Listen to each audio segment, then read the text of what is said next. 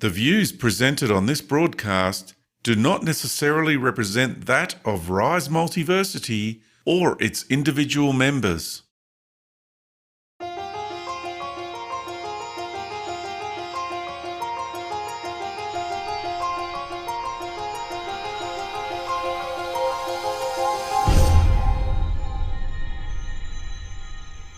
Hola, everyone, and happy solstice. We're recording this on December 23rd, 2015. This is Sienna Lea with Rise Multiversity, and I'm here with Bood Hickson. Welcome, Bood. Yes, good evening, Sienna. It's midnight in Australia, and really looking forward to this session. This is part 2 of a series that we have the December 1st version already on YouTube. So I'm not going to go into the massive background that you bring to the table, Bood. I am so grateful, honored, and delighted to have you with us as a new mentor in Rise and a new friend, because I honor who you are as a man stepping up into embodying his truth and making a system of understanding in a very, very authentic and anchored way available to people. I do want to say that 2016 is going to be a shift and a change for Rise. We're moving from talking about things to workshops with Carla, and now to looking for the real tools to embody a new paradigm and our new reality in the most authentic way possible in 2016, and taking action. And how does that work? How do we actually live the realities we've been looking at and researching and studying and gathering together to discuss for so very long? That is definitely going to be our focus. And it's the focus of this podcast.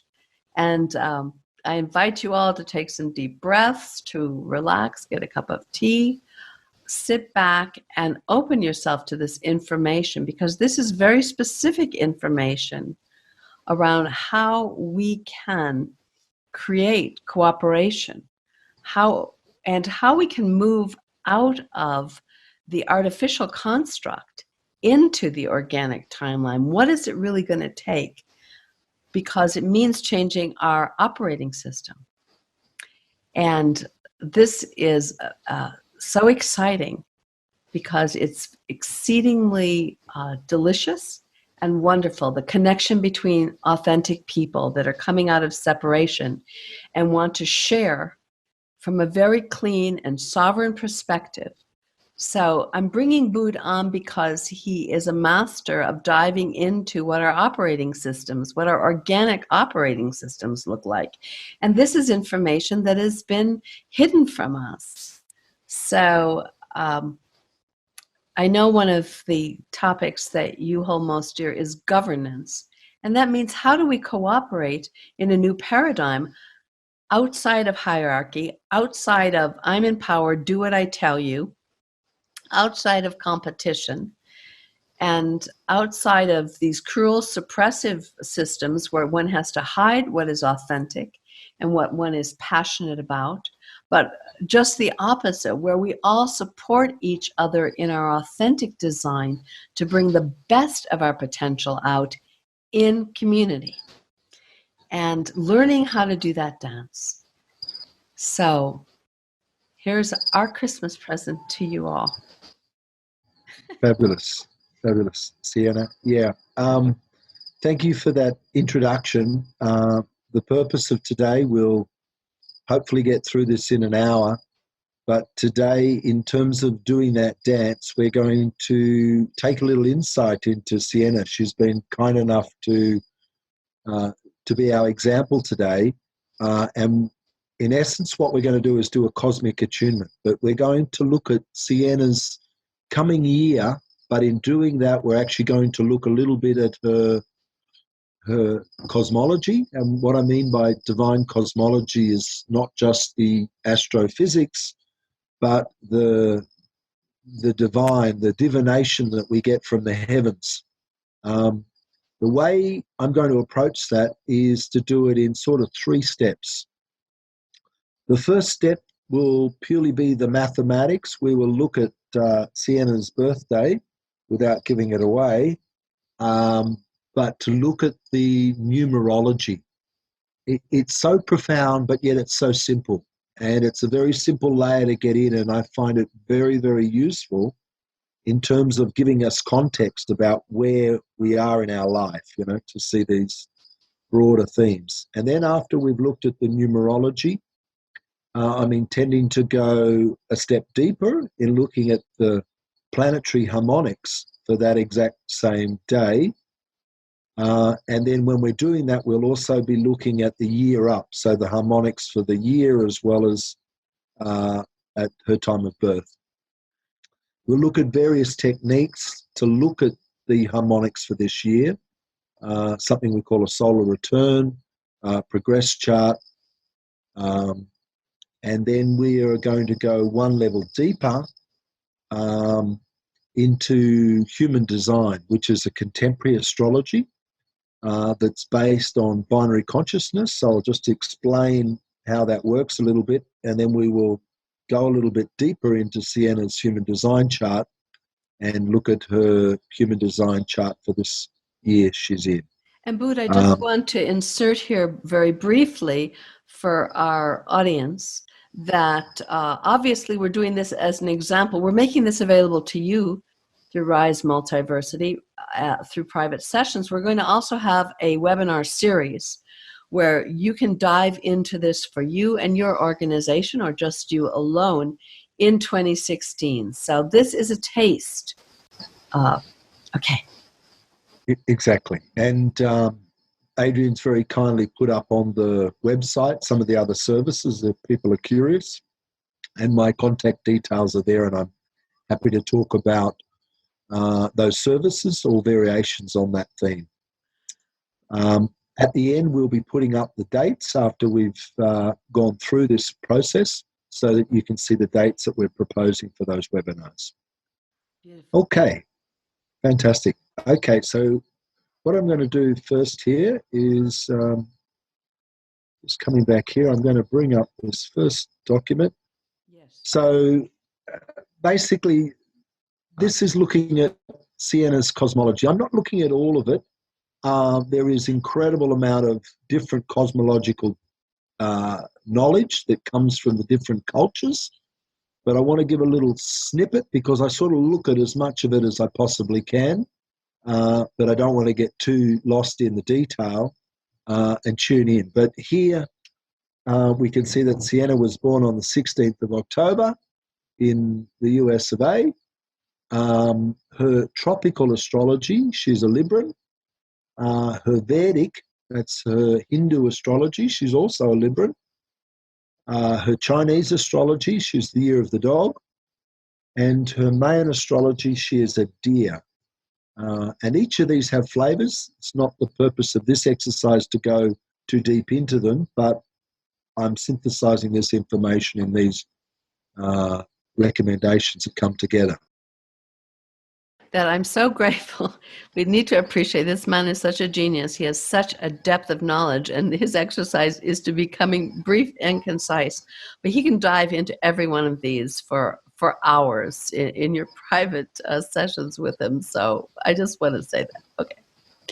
Yeah, and there's more. That's the challenge, is to keep it brief. So where we wanted to go next, and there is a lot more to looking at this data, but this just to give us a bit of an idea, is that we're not picking one, because all of these cosmologies all revolve around the same base data, which is the time of our birth.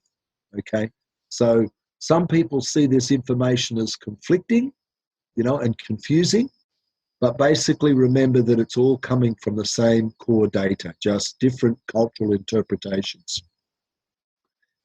As I said, I won't go into how these cogs gel together. That's certainly a topic for another day. Okay, so the first one I want to look at is Sienna's numerology, which is by adding the the birth date numbers together, we get the 2810. So basically, Sienna's ruling number is a 1, which is represented by that 10. And so she's here to create new projects, to make a difference, to initiate things in this life with that ruling number 1. Okay. Now, what I've done here is I've just put the numbers of her birth date together that give us a little bit of a clue. I normally have this in a matrix here, but you can see the different numbers. What this tells me is that I get a clue from the numbers that are missing and the numbers that are there and in the quantities. They give us an insight to how Sienna operates. And then over here, comes from Pythagoras, where we get these pyramids, which is using, once again, the birth date, the month, and the year numbers, and we build these pyramids together. The 1 and the 7 makes the 8, the 7 and the 2, the 9, the 8, the 9, the 8, and then the 2 and the 1 make the 3. So what this is telling us is that Sienna is now in a 3 period, okay? Since 2008, she's in a numerological 3 pinnacle. And this is a very creative period of Sienna's life. There's great potential, particularly to do with working with others, artistic and writing. So it's a lovely pinnacle to be in. Down below here, you'll see that this pyramid goes 2 ways. And if we take the 1 from the 7, we get a 6. The 2 from the 7, we get a 5. And these are what we call the challenges that go with these pinnacles. The major challenge for Sienna is this number 1. Now, because she is a 1, this is not such a major challenge for Sienna. But really what the 1 challenge is saying is that Sienna truly has to be her own person in this life, you know. She has to truly be an individual and not be swayed by others, to be strong to who she is and what messages she's come here to deliver. And we will see that theme in her astrology as we dig deeper. Okay, so the current year that Sienna's in, and this is why I start with the numerology, is that when we add the birth date together, but we add the year that we're in, and we're going back to her birthday last October, so we use 2015, even though it's going to go on into 2016. So her current year number is a 7. And a 7 gives us a real idea of the flavour, because we're constantly going around these 9-year cycles. So the 1 initiates, the 2 builds the relations, the 3 gets the community structure, and then it goes through a period where things can get a bit slow through the middle of the cycle, doing the hard yards, we might call it. And then the 7 is very much about atonement. It's about spiritual grounding. It's not necessarily a year when we expect a lot of go forward in terms of business and money and rewards. That's next year, Sienna. Anyhow, so this gives us a flavour that we need to keep in mind when we're looking at all of the rest of it. That this year is very much a year about you getting clear within yourself. And in some ways, this kind of information is very much the nature of this year, is providing you with these greater insights to ground your own understanding of who you are. Okay? Okay, so just coming down a little bit more, I'm going to pull up the astrology in just a tick, but I'll just give you a little bit of an insight to the key things that I'm going to look at here. So we're going to be looking at Sienna's tropical astrology, what we call Western astrology. I use the Hindu astrology as well. I don't have any preference one way or the other. The fundamental difference between the two is that Western astrology is the astrology of our solar system, whereas Hindu astrology is within the context of our galaxy. They're both relevant. They both have a slightly different focus, but at this stage I'm going to focus primarily on the Western astrology. Sienna has her sun in Libra in the 6th house. We'll see this in a moment in the chart. Taurus ascendant, which means that Venus is the ruler of her chart. Rahu is a thing called, often known as the North Node, that I'll talk about when I look at the chart.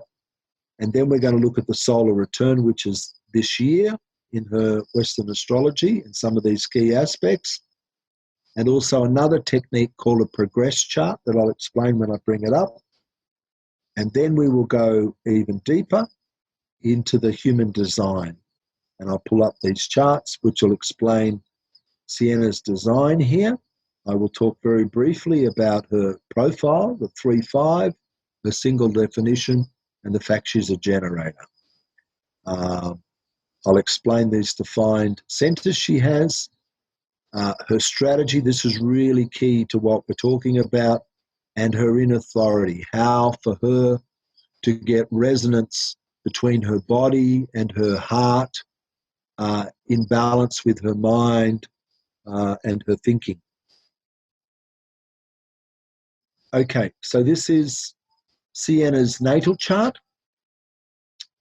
This blue circle with the dot in it represents the sun, which is in the sign of Libra here, in her 6th house, the house of health, the house of the mundane daily activities.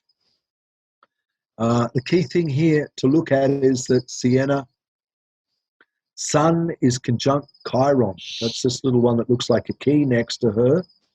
And Chiron is the wounded healer. And what insight this gives us is that Sienna is wounded, possibly physically or emotionally in some way early in her life. And this is part of what's driving her in this lifetime to reconcile the pain that not only she carries within, but the pain that she sees in the world around her. So she's very much driven here to be someone who is sensitive to the pain of the world and is here to bring relief to people. And this is confirmed many times in her chart. The other aspect here, this is what we call the ascendant. It's in Taurus. And what that means is that Venus over here becomes the ruler of her chart. Now, her Venus is in the 7th house, relationships. So relationships are very important to Sienna. And she particularly likes people who are philosophers or foreigners, travelers. So she's got a great interest in people, despite the fact, as we said before, she's very much about representing her own position in life and getting that to a point. But a lot of it is developed through working with other people and digging deep into the mysteries of the world with other people. The other things, I just don't want to get too deep here, but just to give you a sense, is that her sun here is also trine to Uranus over here. So she's very, very open to new ideas, different ways of looking at things, exciting opportunities, adventures. And the other thing that I really wanted to point out is that her Pluto down here, this red one, is in a sextile to her north node here. And also her Neptune is trine to her north node. So Sienna is very much, she learns through other people, getting deep into the mysteries of life, but she's being challenged in this life to actually express it in her own values and to get down into the detail with the Gemini, to be able to see the deep philosophies that she's understanding the world through, but see it in the detail and the small things and how she expresses herself and her values. Now, there's obviously a lot more information in here, but today we're just going to stick with this overview, because the Can I say next... something just Please. in terms of feedback for that? That's just so spot on, because I've been transiting through so many approaches and so many teachers and so many syntheses. And as everything is changing and shifting and the compression is so intense and the energy is rising and we are all morphing and evolving so rapidly that it's my challenge now to bring out my course material in Shadow Genesis next year in the detail, in a self-help, simple and clear way that humanity can access. And it is my deepest challenge to make it that, as is a challenge for you right now, bringing this massive lifetime research project into something succinct that you out there, you listeners, go get your ahas, that it resonates, that we're planting seeds, that we're really being of service in the most precise and self-help and sovereign way. So yeah, that's completely the challenge for 2016 for me right now. So thank you. Yep, my pleasure. The other thing I'll just mention very briefly is here you have Mars and Mercury in Scorpio on your descendant, but they're trine to your moon over here in Cancer, beautiful moon in the sign that it rules, Cancer. So here it makes you very forthright in your and strong in your opinions and putting it out there to people, because this is engaging with other people, but you don't have any problem really expressing, because your moon is in harmony with your Mercury, your expression, and your Mars, your actions. And Mars is in Scorpio. It loves it in Scorpio. So you can get very interesting too, because since I was a child, my interest was in theater, was in the expression, the embodied expression of the feeling self. I came in with that skill set, but now to integrate it into a process of self-mastery where we're not victims of our wounds and our trauma, but we actually transmute the emotional body is a process that I'm just bringing forth in a self-help format to a larger audience. So that again is right on. beautiful. Okay, so I'm just going to step in here to the return. So this is the where the planets were at the time of Sienna's birthday this year, on the 16th of October. Now, I'm just going to pick up a few key things here that are really, really interesting. And the one that's really, really profound is the positioning of Sienna's sun. This year, Sienna's sun is almost exactly 4 seconds from the midheaven in the chart. So even though numerologically it's a 7 year, so it's still Sienna dealing with her own stuff, she's going to be very, very much in the public light. This is the 10th house, is the public life, okay? So it may not necessarily be in a business sense. It may be, in just her, with a Shadow Genesis and pulling the stuff together, her understanding. But yes, there will certainly be an opportunity to be seen this year with that positioning. It's very high in the chart. Now, there's a couple of other really wonderful aspects here too that I'm going to point out. This one over here, you see, this is Jupiter, and it's exactly conjunct Mars at the time of your birthday this year. And this is always considered very fortunate when Jupiter and Mars get together. I think it's in that song about the age of Aquarius. Here it's in the 8th house, other people's money. So fingers crossed, in Virgo. And what we can't see on this chart, but this is trine to your Taurian ascendant. So this energy is feeding beautifully straight into how people see you this year. Very practical. Well, I know we have a different polarity around money, but I feel very called, and I've been working on it for years, and it may break through.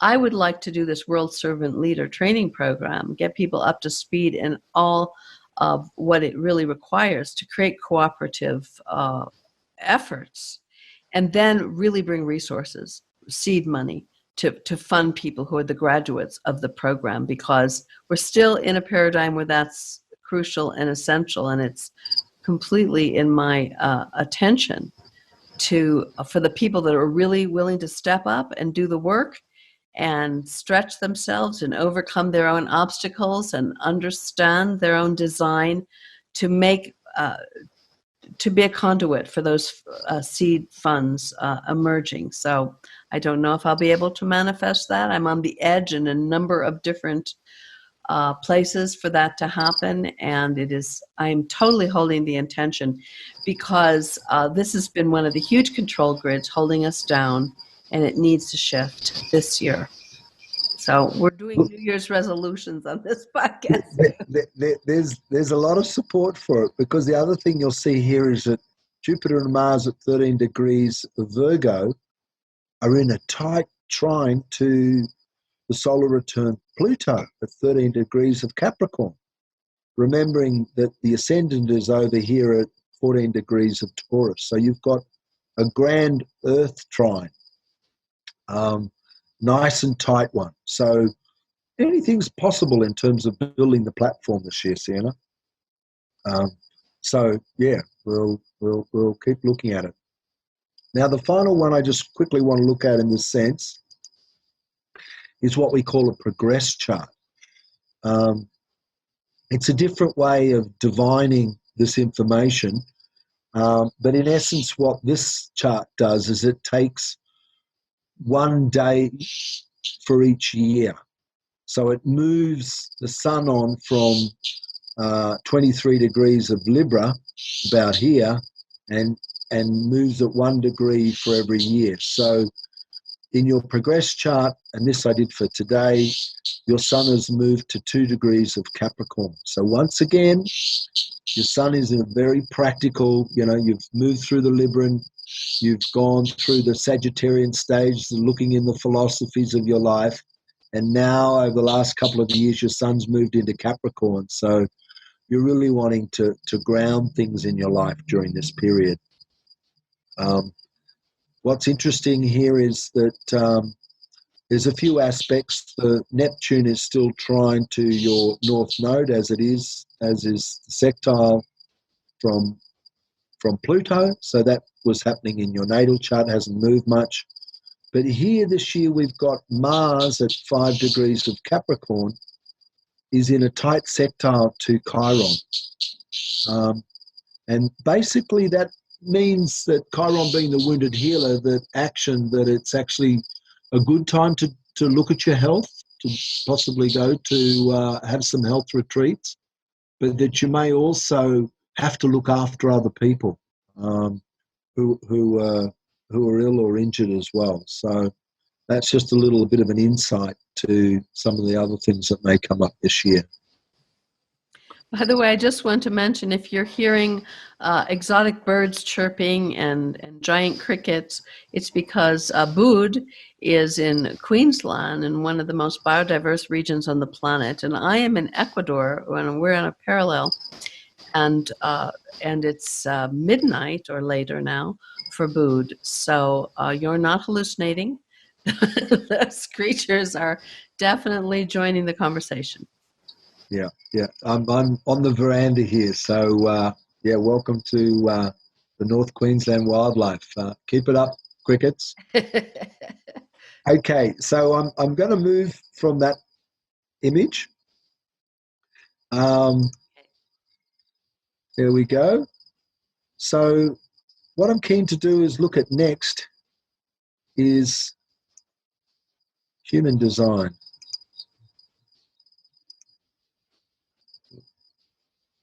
Do you want to say anything in way of introduction about how this understanding came to humanity, just briefly? Or that's exactly what I'm going to do. Is I'm going to give a little bit of an intro here, and I've started with this one because you see this circle here.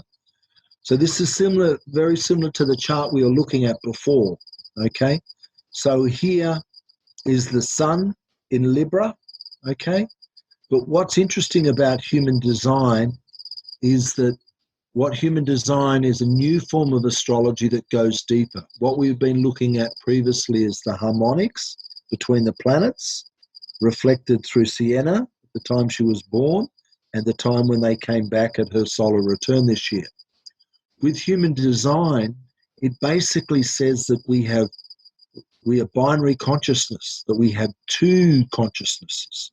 So that we have the consciousness of our mind which is the chart that we looked at before, which is reflected in the astrology of our birthday, but that we also have this red information here. So in here you can see Sienna's other sun is down here in Cancer. And what this is this is the astrology of Sienna's body, or what we might call her heart, her inner truth. So what human design is doing is saying we've got two astrologies. And I'll show it to you in a minute, but I just wanted to show it to you on this one because you can see how it links to normal astrology. So here we've got our zodiac, but we have two lots of data, two suns, two moons, two Mercuries, two Plutos, so on and so forth. What I'll just mention, the other things about human design here that are just amazing, is that human design has used exactly the same data, but times two, because the body information basically is calculated from the end of the second trimester. The mind details from the time of birth. Oh. Now, what human design does, it's just incredible, is it uses three keys to interpret that same data that's in astrology into this body graph that we see here. And the way it does that is firstly through the I Ching, which is the outside circle here. These are the hexagrams of the I Ching. You'll see that there's 64 gates around the zodiac, and where the sun falls, in this case for Sienna, her personality sun is in the 32nd gate here. That's the 32nd of the 64 gates. And in doing that, that actually then relates to this part of the grid. You'll see more clearly later on. This is the 32nd gate here, and it turns that gate on, okay? So it uses the I Ching as the 64 expressions of human experience. In this body graph, and I'll just change to that now because it'll be a little easier to see. These centers here also relate to the Hindu Brahman chakra system, the crown, this is called the Agna, the throat, the self. Basically in this system, instead of having 7, we've got 9. It's basically saying that we've evolved from 7. The heart is actually both of these. I won't get lost in that detail at the moment. I want to say for our audience, many of us have removed our chakras. So you might be wondering what we're doing sitting here, but this is not the same template whatsoever. This is not something that I feel that has been removed because I have removed my chakras. This is this operating manual for aspects of how my body is integrating with my heart and my mind on a deeper level. So to me, it has nothing really to do with the chakras that we've removed. I just wanted to add that. Excuse me, Bood. Sure. And this is the root one down the bottom. This we call the spleen and the solar plexus. So here we have the two lots of astrological data here. Sun, Earth, Moon, what we call the nodes. I'll explain a bit more. Mercury, Venus, Mars, Jupiter, Saturn, Uranus, Neptune, and Pluto. So this personality data comes from our time of birth, and this design data that represents our body's consciousness comes from the end of the second trimester. Okay, so basically this data comes into this body graph, and it sort of shows us how we come together in this binary consciousness. So we know we're in a duality, night and day, male, female. Everything in life is a duality. This is just showing how that duality actually operates internally to us. So like all the great sages who have said, you know, we should still our mind to get in touch with our heart. What human design is really doing is showing us how to do that even at a deeper level, that it's not just necessarily our heart, it can be any of these inner chakras. In this case, Sienna's inner authority is this solar plexus this sacral down here, which is what we can see up here. The sacral is her inner authority. So I'm going to go through very briefly what some of these are, but I'm not going to get stuck on it because that's not the purpose of this exercise. We will be going in deeper in the sessions in the webinar. So we're just going to go over this and then look at how this relates to this year for Sienna. So firstly, Sienna is a generator. She's a generator because her sacral is defined. That's what defines generators. They represent about 70% of humanity. And in essence, Sienna is a workhorse. She's here to do the heavy lifting. I'm also a generator. There are plenty of generators around. They are what we say the energy types. The other types don't have the sacral turned on, and in essence, they don't have this main motor working consistently all the time. Sienna's profile, this 3-5, basically this information is derived from this 3 here and this 5 here. And there are 12 profiles. They're like the clothes that we wear. In essence, the 3-5 in Sienna's case means that she is here to learn through trial and error, but that her body is with this 5 is a leader, and people come to her for advice. And sometimes she's not aware of why they keep coming and looking for her for inspiration, because the body is not so conscious to us. You know, we can see it through our actions. Other people will tell us about these aspects of us, but it's not so obvious because the personality is where the mind's operating. Sienna's more conscious of her trialing and erroring things in life to find out what works for her and what doesn't. Above the 3-5 is the single definition. This is another way of looking at the body graph.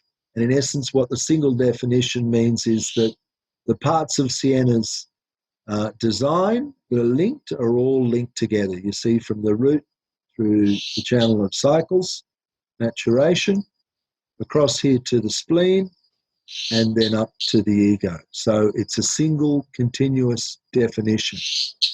And what that means is that Sienna can get on in life and focus on her stuff. And we've seen this again with her 2810 in terms of her ruling number, and in her astrology, where it's very much about her learning to collaborate with others, but bring that down into how she represents that knowledge through her second house. So there is a common theme. Just a little tiny bit right here, and tell me if this is too distracting, about the people are single, double, and triple splits, where I'm a single. So how is that different for people? Because people experience really intense challenges around their splits, right?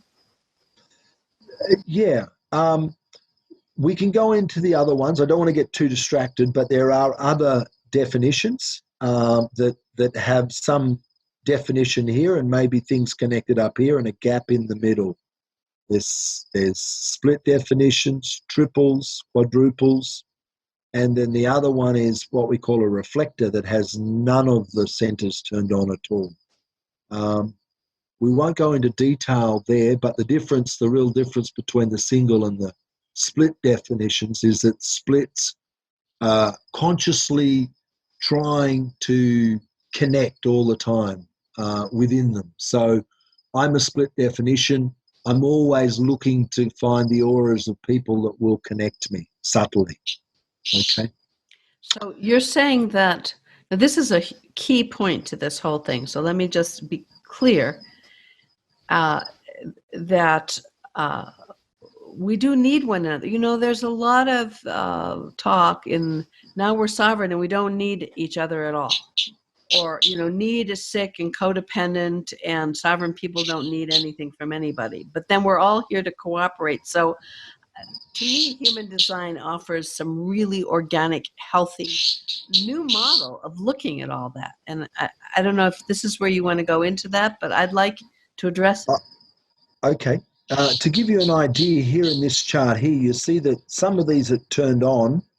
Okay. So this represents which of the 64 aspects of humanity that Sienna represents. But you see that there's a lot that's white that Sienna doesn't represent.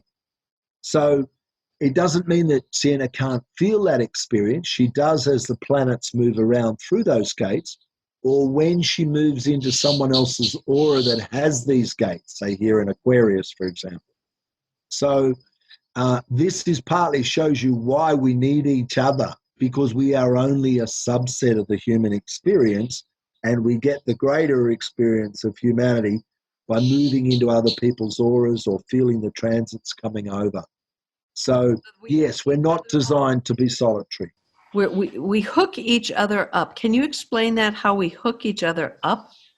And why some people just feel grounded and anchored, and they have access even to more of themselves in relationship to some people, and other people, it just feels like,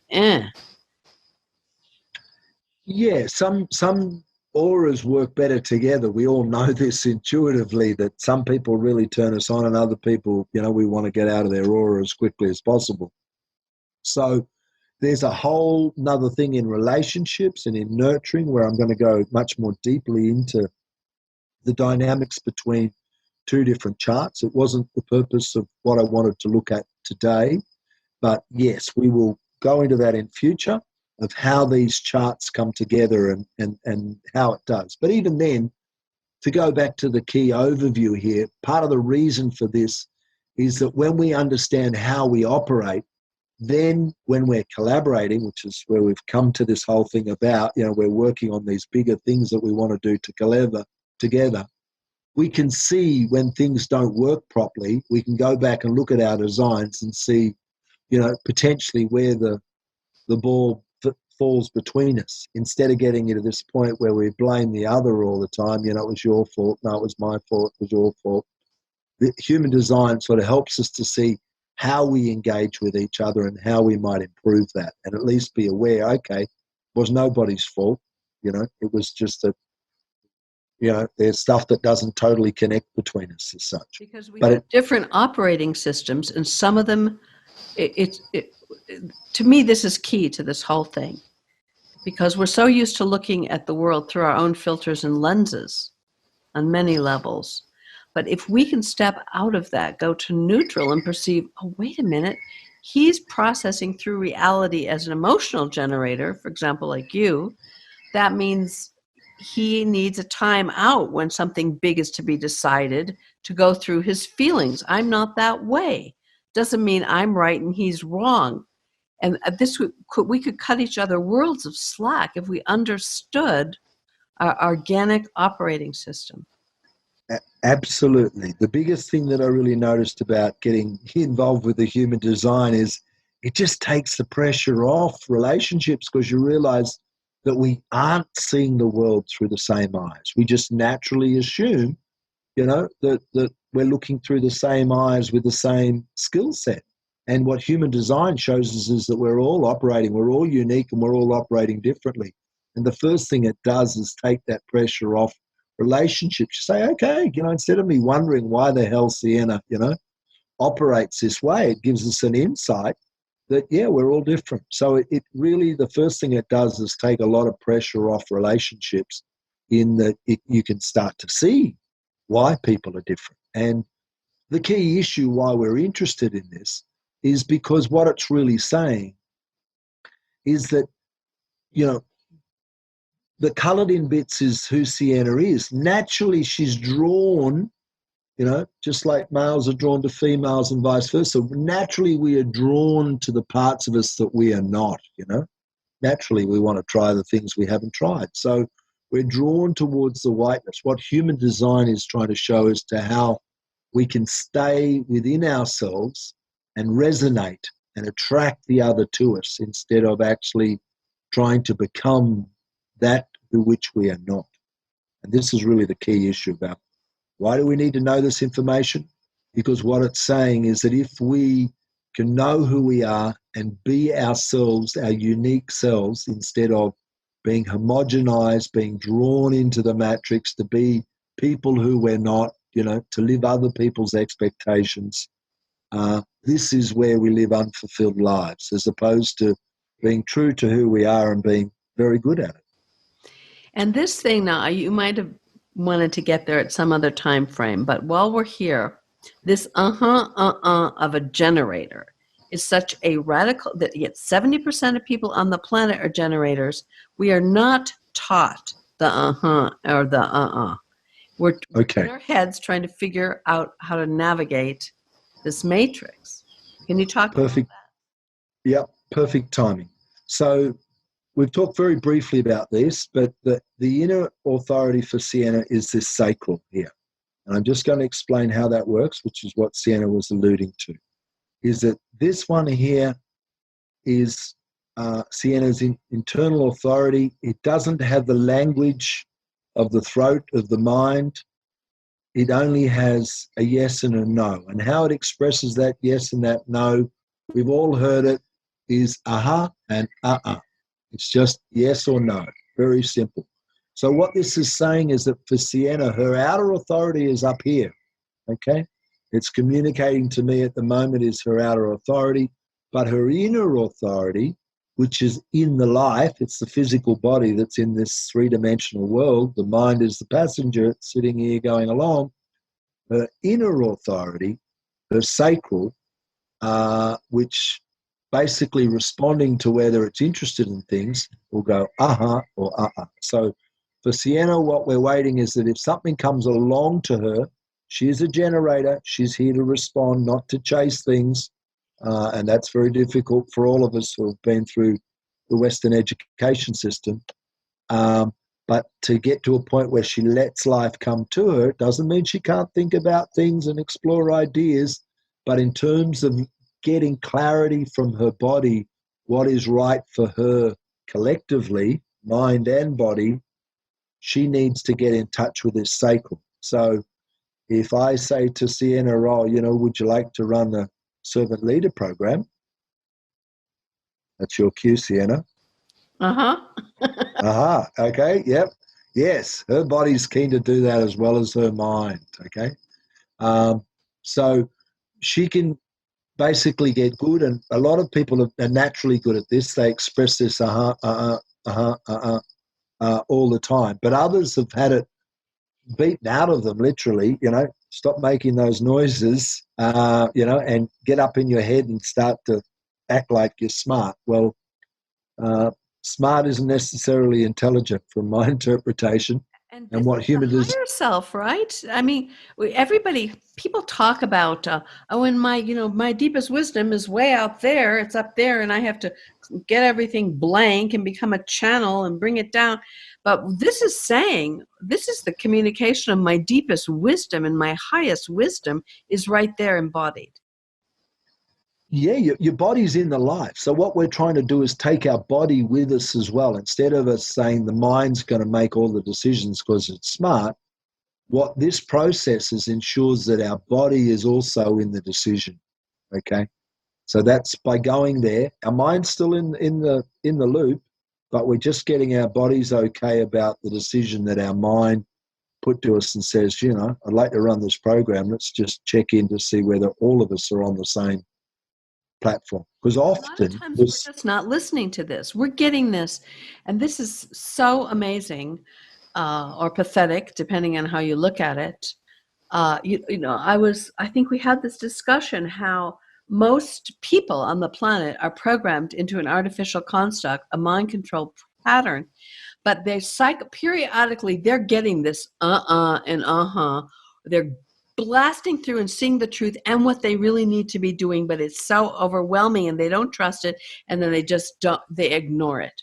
But it's there for everybody all the time. What tends to happen, particularly in the West, is that our mind then takes over, and we go through this big conversation with ourselves and we've forgotten about the or So that's the real challenge, is to quieten the mind to be able to hear these inner authority cues. And there are many different ones. As Sienna alluded to before, my inner authority is the solar plexus over here, which operates in a different way. It's a big wave. So the spleen operates in a different way. The ego operates in a different way, the self. So there can be many inner authorities. anyhow. That's not the purpose of You get a today. big feeling. You get a big feeling, and then it like, whoa, and you can't make a decision because your truth is coming into your, and it's interesting because we think men aren't in touch with their feelings. Now, I have 3 men in my life, I think, that are all operating this way. And in a way, it makes you very vulnerable, because if I'm going, come on, Bood, let's set a date. What's wrong? Why aren't you? And you're kind of going, well, blah, blah, blah, blah, because you need that time out to connect, because you're getting the information actually through your feelings of what's true or not to you. And that's your design. Yeah, about 50% of people have the solar plexus as their inner authority. And what that means is that they need time to assess any decision because they're on an emotional wave that's going around, and they need to be able to see it from all those points on that wave. So what Sienna was saying is that she can make decisions in the moment, but for me to get my body's truth on it, I actually have to sleep on it and take some time. There's no right or wrong. There are just different approaches. But yes, for me, I need to get emotional clarity before I jump into something.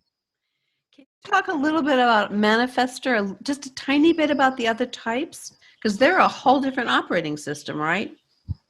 Or were you going to do that later? I'm sorry, I don't. I'm going to do that later, but I'll mention them now just very briefly while we're here. The other types, we're both generators. The other types are manifestors, which is about 10% of the population, what we traditionally call the leaders, the ones that the education system works for, in that, they identify what they want and then literally go after it. And then we have reflectors, which is a bit over 20% of the population, and they are here to guide others. They operate very much more one-on-one than us generators. Neither the manifestors or the projectors have got the energy that the generators have, so they're not designed to do the heavy lifting, but to guide or initiate the others. And then the 4th type is called a reflector. And the reflectors don't have any of these centers turned on. They only represent about 1% of the population. And they're here to sample and to give feedback, basically. Operate very differently again. Anyhow, we will find a time. Trust me, Sienna. I wanted to say that the manifestors is interesting because one of the people that is the spearhead of Rise is a manifestor. And the manifestors get your attention with big picture concepts, right? Now, sometimes we get disappointed about the follow through on some of them, and I didn't mean that person, and then we go, well, where's your practical, how are you going to, and they're here they're dazzling to bring a big picture, or a breakthrough or something in our faith. They can manifest. They have our attention. And then some people get disappointed that they don't have the follow through, but that may not be their task. Yeah, I wouldn't say the manifestor's got the big picture. I think that's not correct. But the manifestor is here to initiate, to start things, okay?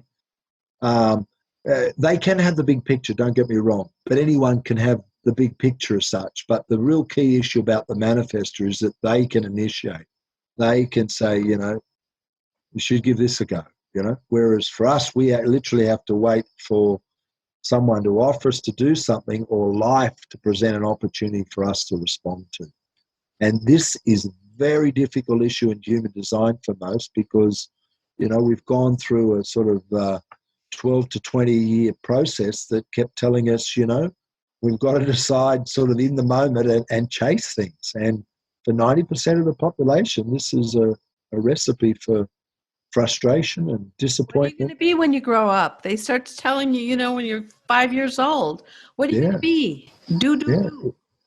Is that right? Is that wrong? You've got 2 seconds to decide. All of this is sheer madness. This is part of the reason we've got so many problems. Everybody wants simplistic yes, no answers to, a world that to really learn to master is to see beyond the duality, Okay, so I'm going to move on here, Sienna. the next one I'm going to look at here is your solar return for the human design. And what you can see happen is that this side is the chart that we were looking at before, that's represented by green in this body graph. And then this one here is the charts for your birthday this year that we were looking at previously in that harmonic form in a circular chart. Now, there's a lot of detail in here, and that's not the purpose of what we're doing today. But what you can see is that some of these centers that weren't turned on before are now turned on. I'm going to jump back to the other chart just so that you can see the difference. Okay. So you can see what's happened is that these blue ones have connected the G center. And then it's been connected down here through the channel of initiation. And then by getting gate 40, you can see over here, gate 40 here, Venus in gate 40, that's connected through to your natal gate 37 and connected the solar plexus. So what this is doing is it's giving us another layer of the dynamics and the energies for this year. So we've got the base charts, but down here you can see we've got some additional channels. You can see them physically down here and you can see them across here, okay? So this channel of community is this one here, okay? It's a compromise channel, and basically, so this year Sienna will feel that she wants to be part of a bigger collective, you know? It's probably got something to do with this servant leader program, but a few other things. But there's an added overlay, you know? Her chart we showed you before is actually who she is. This is an overlay for this year, giving us some more insights. She wants to be the first to have this servant leader program here. This 25 to the 51 is the wanting to be first. The 46 to the 29 is called the channel of discovery here.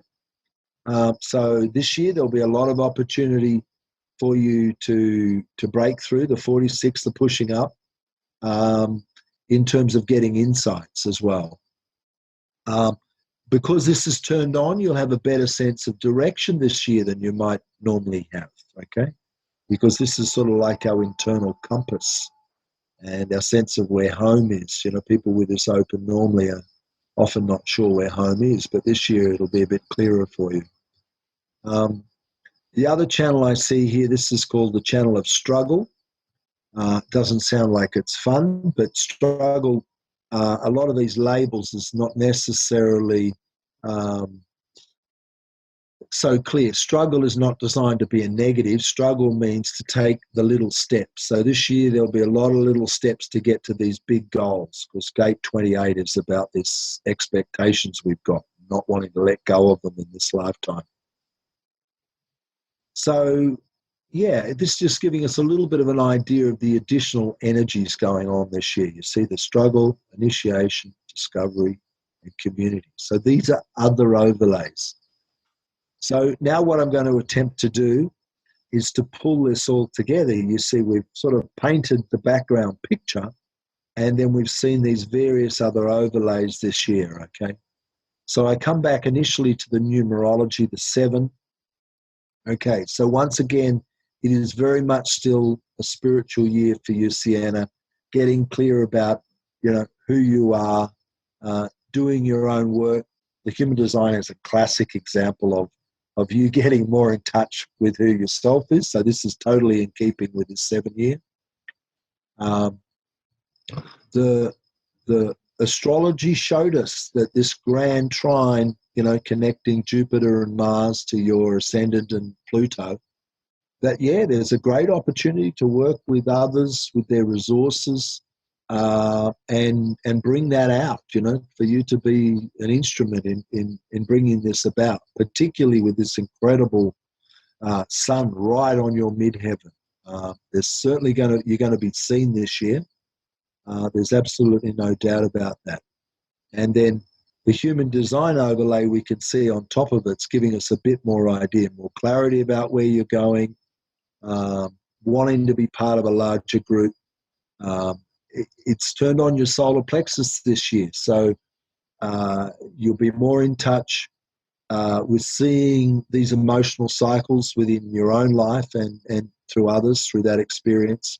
But that won't change for you. It's still going to be about your sacral in terms of making your own decisions. So the 8th year is the following year, maybe where you get the reward for this year, but there's a lot of yards to be done this year in terms of the work that you want to put out there in the public, because your son's in the 10th house.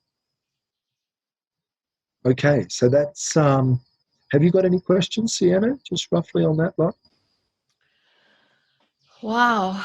Well, it's just so helpful to have a sense of what's on and what's not on, because we're getting so whacked around. I mean, while we are accelerating faster and faster, it seems that Team Dark is just hitting us with everything in the kitchen sink. Seems like they're getting very seriously focused. I really sense, and not just me, many others, that as we come together and start operating from our organic design in community, the field that we generate will be unstoppable. And this is really what they don't want to see happen.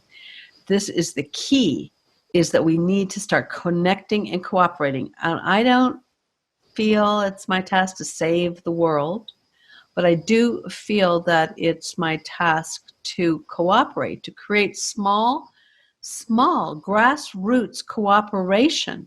This doesn't have to be some giganto mobilization at a global level. This is people coming out of separation, honoring who they are and honoring each other.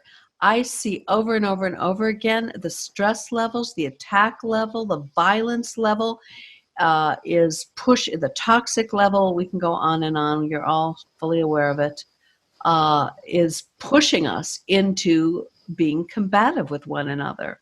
And which is exactly one of the major side effects or targets it is trying to engineer, is that we are just too messed up to be able to pull out of this, come together and take concrete day by day actions that are satiating and that are building a field of love and cooperation. So to me, this is numero uno.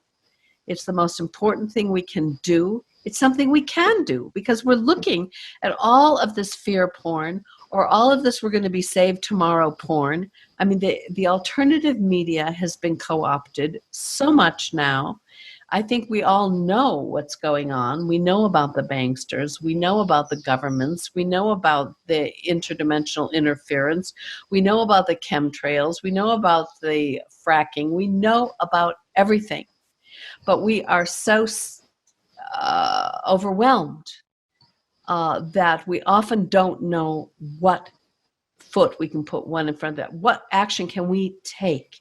And to me, this year is all about, let's support each other in what action we can take. So I just feel that this is exceedingly valuable information. I don't really have questions. I do want to ask you, how do people, what's next for you in bringing this to people in a concrete way? Unless you have something else that I have failed to question. Yeah, well, I just wanted to reinforce what you were saying there, in that, we're in interesting times. I totally share your frustration with, our circumstance. But in many ways, I also want to say that we are making a lot of ground. It may not look like we've got where we want to be, so we're all a bit anxious. But one of the things is that we've got a lot of tools like this, that, this was downloaded to the planet in 1988. There's a lot of stuff that we can utilize to basically get ourselves functioning more effectively, That's what I see, is that we are operating as one-offs. We're not operating truly as who we are. We're trying to be who we're not. And this is a big reason why we struggle with collaboration. So I see that we've got a lot of the schools to start to get ourselves, with the work on ourselves, to know how we can do that dance, and then find those people that we want to dance with in collaboration on the things that we want to make a difference in the world. So my big focus now is really focusing within 5 domains, particularly with all of this knowledge. And they are obviously healing, which is basically self-enlightenment, but, when all the way through to when we're stuck or we're out of balance.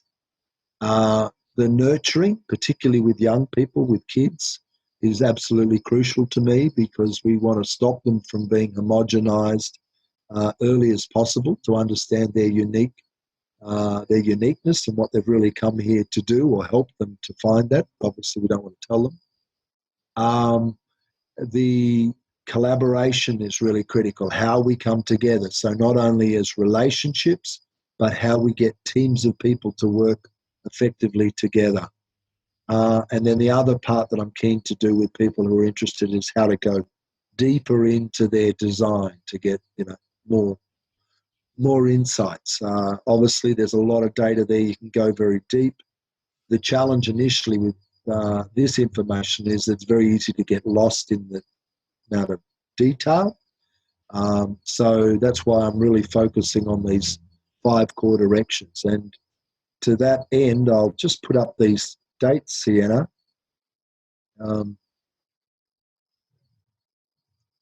Because this is what basically is being proposed. Is for those that can see, these are the dates that we're proposing. That's Greenwich Mean Time, and that we're going to do this sort of basically every month, starting early February. This one will basically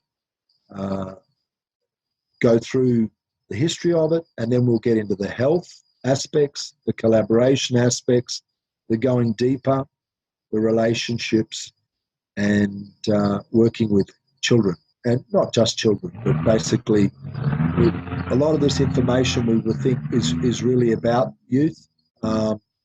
So this is where I'd really like to take it. I'm happy to explore these topics for other people, specifically on their own stuff. I have no problem with that. But in terms of us rolling this out through RISE, these are the directions that I'm really keen to pursue this year, as a platform to give us the means to get on with the servant leader program and some of the other great things that RISE wants to do this year.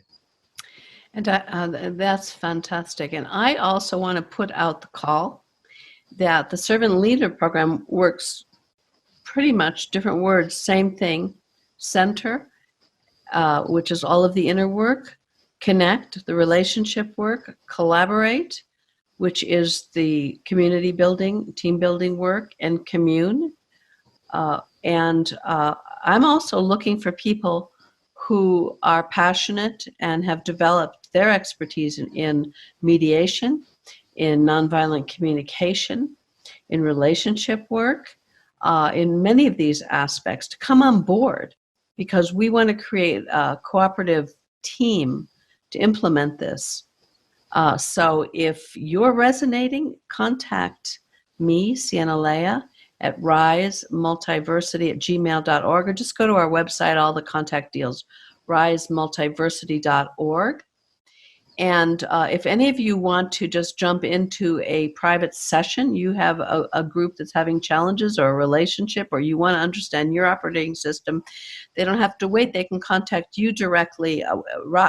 Bood has a mentor page, and all your contact details are on the mentor page. Is that, and they're here also? Yeah. I'll leave that on the screen for a minute. That's excellent, because you're ready to roll with these mentor sessions right now. Is that correct? Yep, happy to go with those in whatever form, or people that are curious, just want to find out more, feel free to contact me. Email's probably the easiest for those global connections. There is a phone number you're welcome to use there. I'm in Australia, so 61 is the country code. The 0 is if you're in Australia, but we'd love to talk to people. So yes, I'd love to assist people. And as we said there before, those are the webinars that we're planning to roll out over the next 5 months, and no doubt there'll be others as well. Thank you.